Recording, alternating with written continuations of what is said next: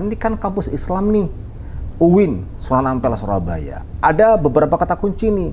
Satu, universitas. I-nya ini Islam, bukan Iskandar, ya kan? Milik pemerintah, simbolnya negeri. Apalagi kami menggunakan nomenklatur nama wali Sunan Ampel. Jadi beban yang ada di kita itu di kami di UIN satu bertumpuk-tumpuk. Pertanyaannya kemudian, bagaimana membangun integritas di tengah nilai yang harus ada di dalam UIN Sunan Ampel Surabaya. Itu ditanyakan ke saya, mana yang paling berat? Membangun sistem, membangun orang, atau membangun mental? Yang paling berat itu mental. Menciptakan sistem itu mudah sekali. Apalagi kami ini punya teman-teman yang ahli data science. Saya menyebutnya wali 10. Karena ada 10 orang dosen sistem informasi yang internationally certified ahli data science. Punya programmer yang banyak kami di sini. Jadi kalau kebutuhannya menciptakan sistem, lalu sistem itu diinstrumentasi ke dalam bentuk aplikasi, itu lebih mudah. Yang paling berat itu adalah membangun mental. Assalamualaikum warahmatullahi wabarakatuh. Om Swastiastu, Namo Buddhaya, salam kebajikan. Selamat datang di Suar Integritas. Bersama saya Atha Anggreni, tim Humas Inspektorat Jenderal Kementerian Agama.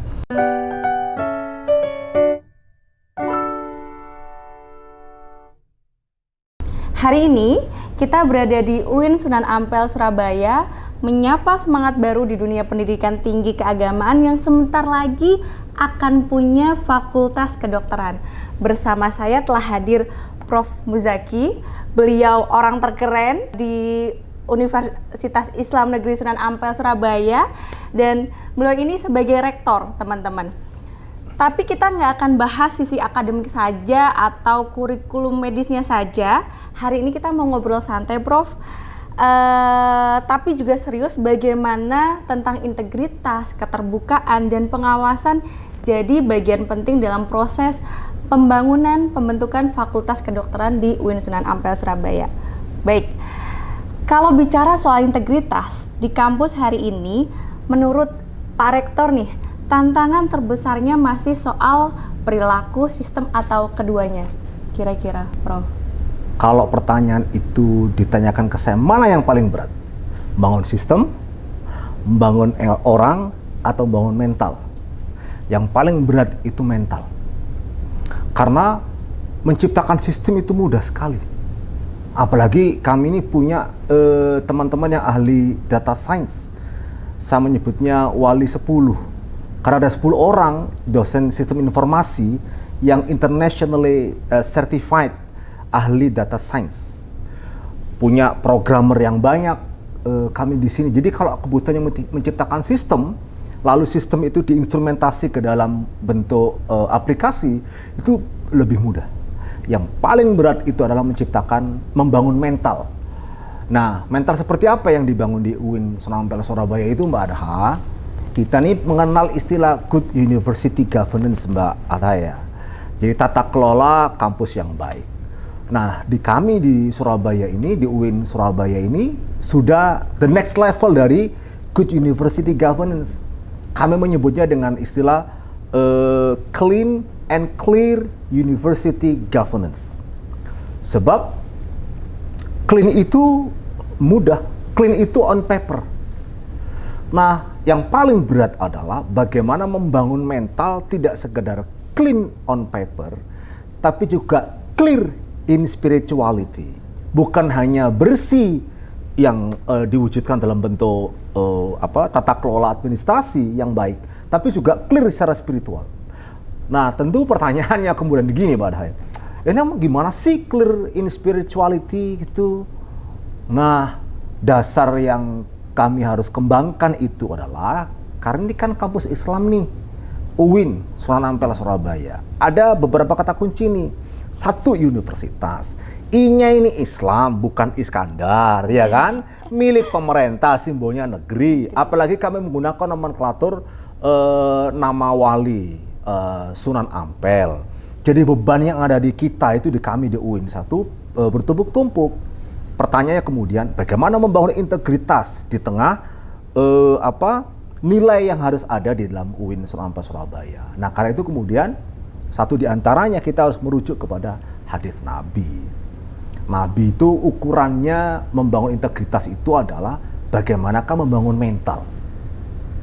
Indikatornya seperti apa? Karena Nabi mengingatkan kepada kita semua, hey, kamu bisa clean on paper. Kira-kira gitu loh kalau saya menerjemahkan hadis Nabi itu. Tapi Nabi mengingatkan bahwa integritas itu indikasinya dua. Mahaka fi nafsika wa karihita ayyatala yang alaihin nas. Yang pertama adalah hati-hati loh ya. Kalau hatimu mulai ragu, mulai gelisah, mulai galau, hati-hati. Mulai jaga jarak. Karena itu pintu masuk dari munculnya problem integritas. Nah, kedua, orang akan kehilangan integritas kata Nabi kalau dia sudah mulai nggak suka orang lain tahu.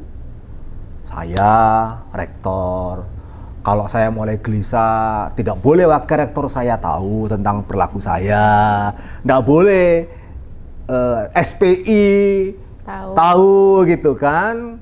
Nggak boleh kepala biru saya tahu perilaku saya. Nabi mengingatkan, hey Zaki, hati-hati.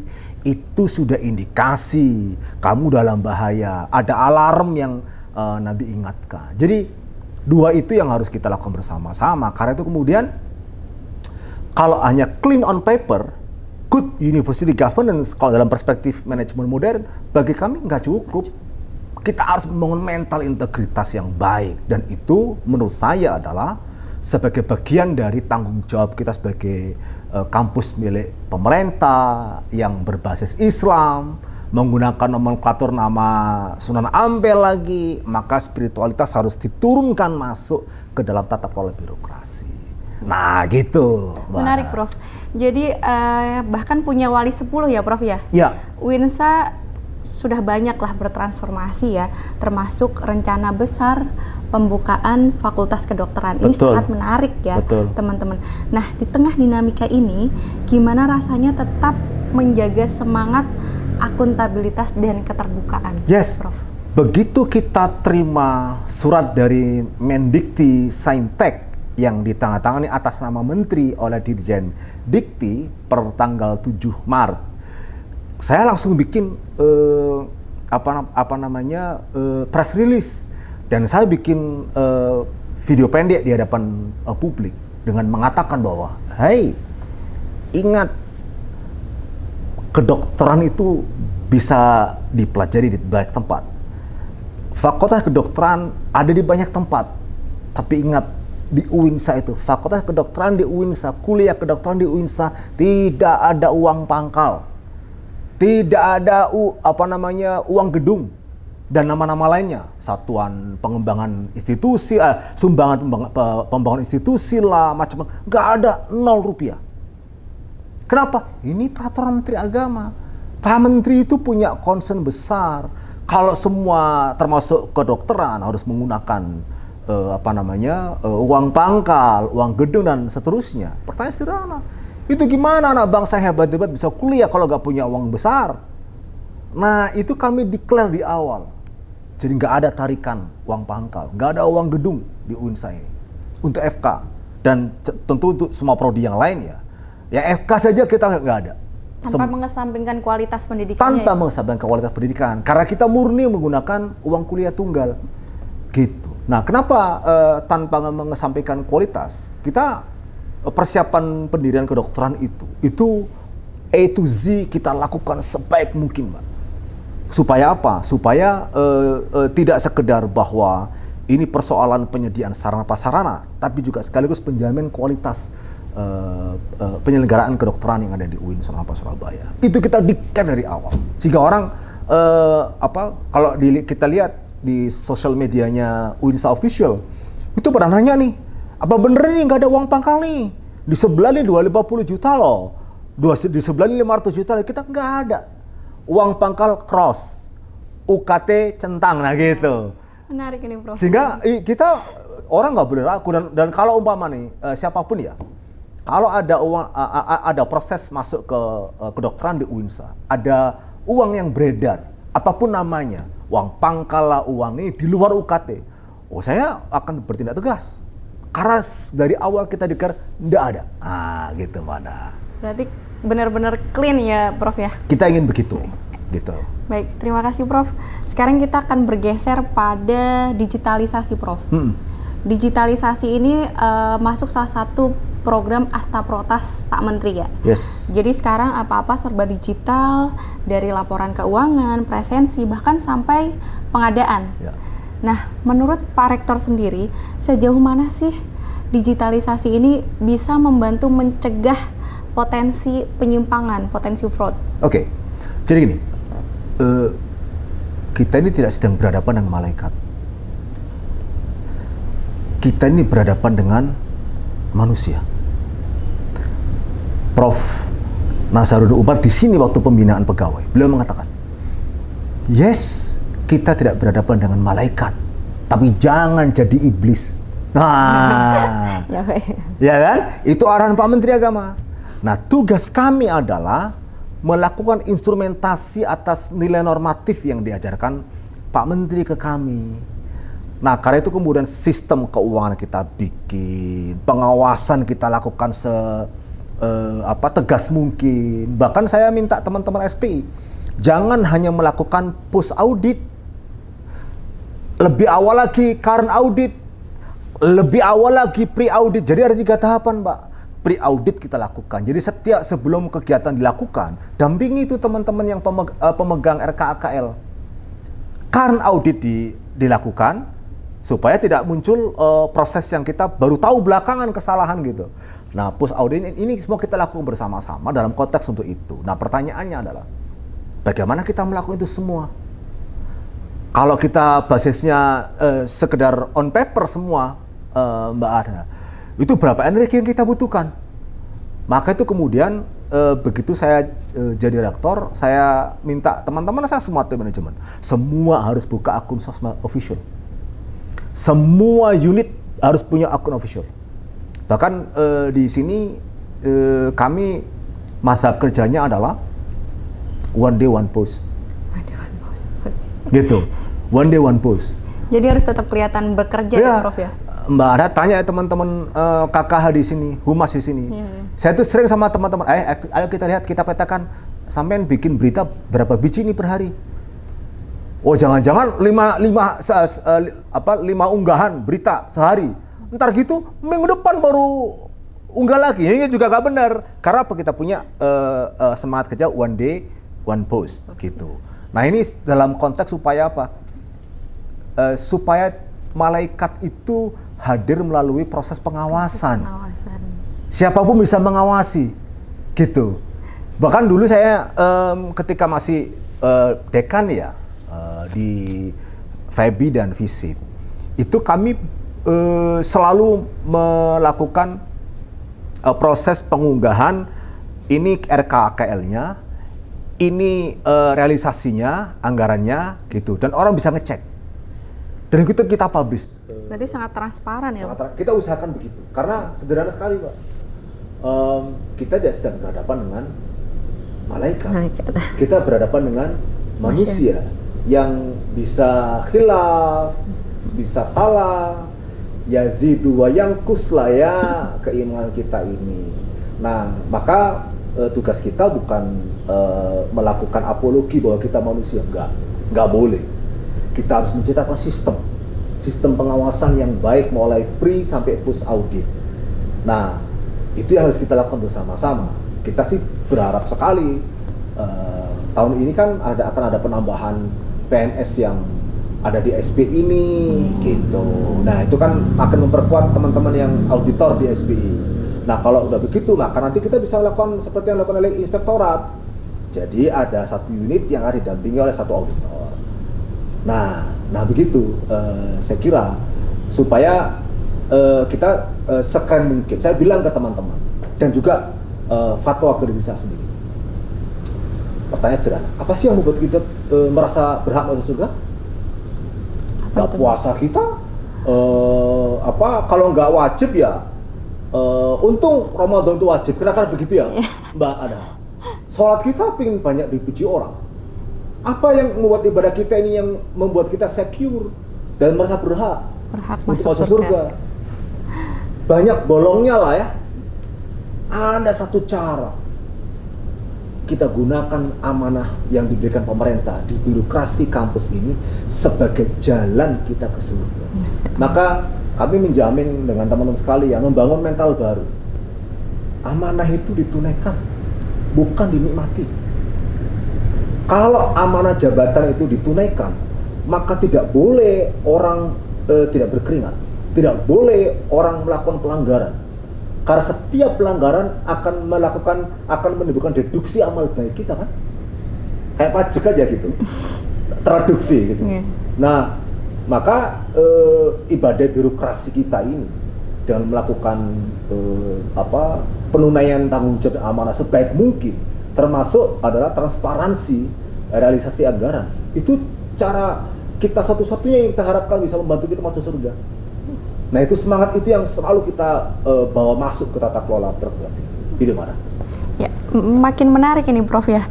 Jadi keterlibatan SPI gitu kan. SPI itu kan kalau di Irjen itu Pak Irjen itu selalu mengatakan bahwa SPI itu mata telinga Irjen gitu. Sebagaimana Irjen itu adalah mata telinga menteri gitu kan. Jadi sangat menarik ketika Pak Rektor sendiri juga melibatkan teman-teman SPI. Nah, sekarang bicara pengawasan Prof. Kalau misalnya Prof Muzaki mengamati beberapa tahun terakhir, Inspektorat Jenderal itu sudah banyak bertransformasi gitu kan. Dari yang dulu gaya watchdog gitu kan, sekarang kita beralih gayanya menjadi bahkan Pak Faisal menyebut menjadi Irjen yang dirindukan gitu kan.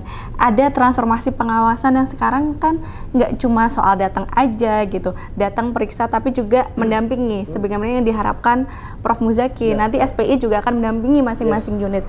Nah, kolaborasi seperti apa yang paling terasa manfaatnya dari pendampingan pengawasan ini Prof untuk di UINSA? Gini, pengawasan itu bisa datang dari mekanisme internal, bisa eksternal. Yang keren kalau pengawasan internalnya beres, selesai. Nah, tapi sehebat apapun internal, kayak tubuh kita ini, saya ini tiap hari olahraga, Mbak Ana. Tiap hari saya lari 4 kilo, makan saya jaga, food combining kayak gitu. Saya tidak merokok dan seterusnya. Tapi kan yang tahu tentang kondisi kesehatan saya kan dokter. Maka saya harus melakukan general check up. General check up. Oke. Nah, pendampingan oleh Inspektorat Jenderal ke UINSA itu saya memaknai bersama teman-teman sekalian adalah bahwa Inspektorat Jenderal setelah transformasi itu yang tidak sekedar post audit, tidak tapi pre audit, melakukan pendampingan. Nikmat Tuhan mana lagi yang akan kita dustakan kan? Gitu. Maka kalau ada di antara kami di internal UINSA itu kok kemudian ada praktek pengkhianatan kepada amanah, ini berarti dia level kejahatannya udah di atas setan ini kan?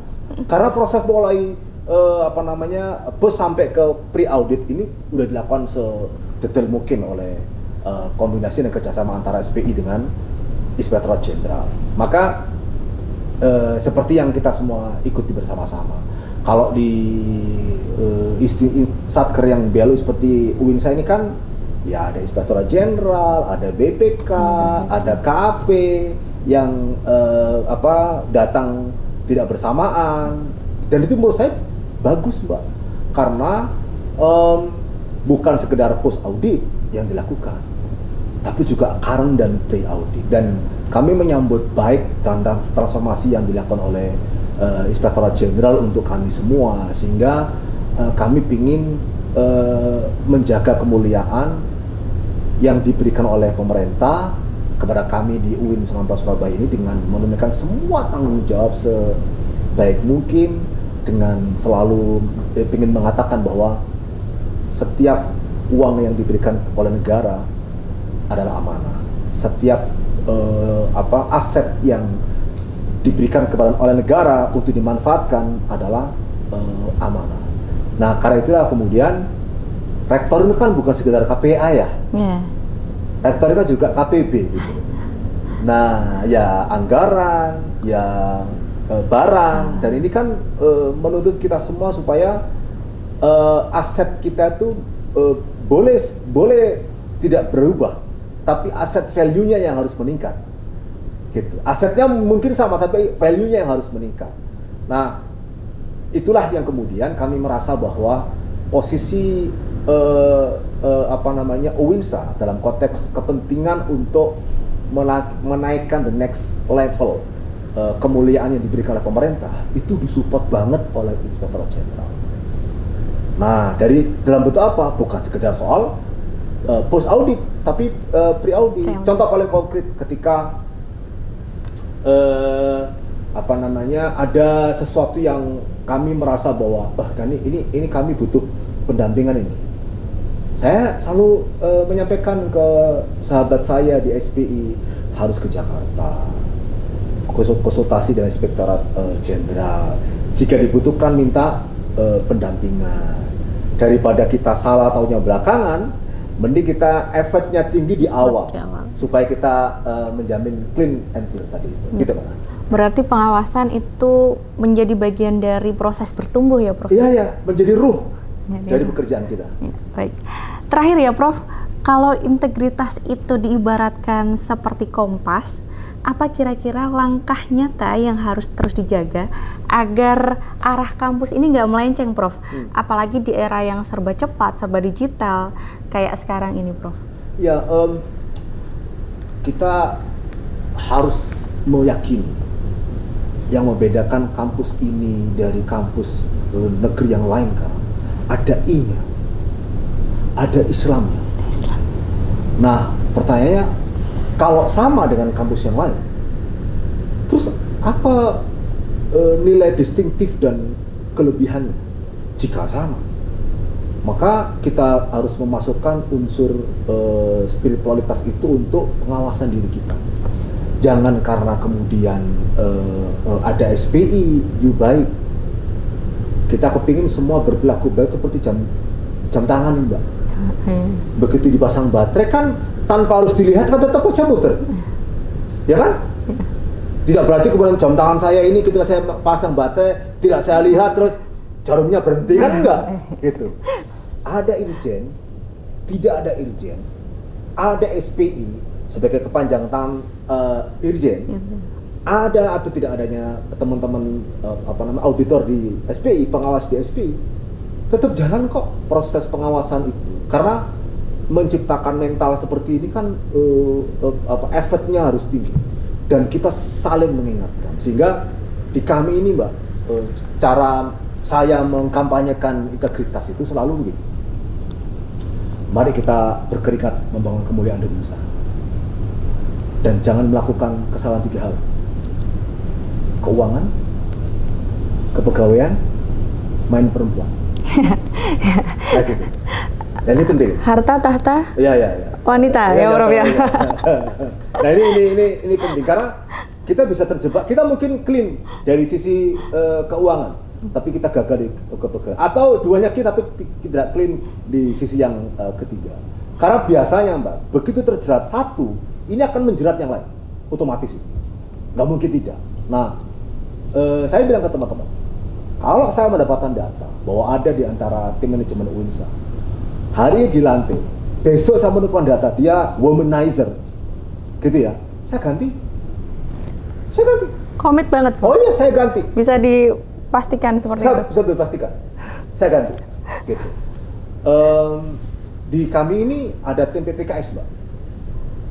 194 ada di 9 fakultas dan 1 pasca sarjana. 194 berarti kan kira-kira nih, Mbak, satu fakultas ada hampir 20 tim PPKS pencegahan dan penanganan kekerasan seksual itu, gitu.